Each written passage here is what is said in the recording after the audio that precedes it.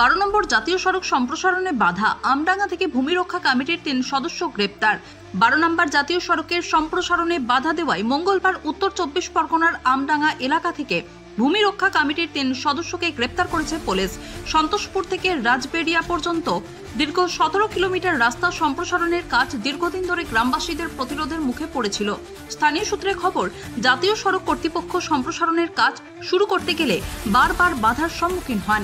এই পরিস্থিতিতে পুলিশি হস্তক্ষেপও করা হয় একাধিকবার। এমনকি জেলা শাসকের সঙ্গে বৈঠকের পরেও সমস্যার কোনো সমাধান সূত্র মেলেনি। মঙ্গলবার ফের একবার কর্তৃপক্ষ রাস্তা সম্প্রসারণের কাজ শুরু করতে গেলে ভূমি রক্ষা কমিটির সদস্যরা বাধা দেন। এর জেরেই ওই 3 সদস্যকে গ্রেপ্তার করা হয়। প্রশাসনিক হস্তক্ষেপেই এই গ্রেপ্তার করা হয়েছে বলে জানা গিয়েছে। ধৃতরা ভূমি রক্ষা সংগঠনের সক্রিয় সদস্য।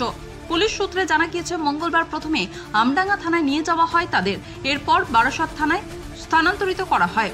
পরে ধৃত 3 সদস্যকে বারাসত জেলা আদালতে পাঠানো হয়েছে। এই ঘটনায় এলাকায় উত্তেজনা ছড়িয়ে পড়েছে।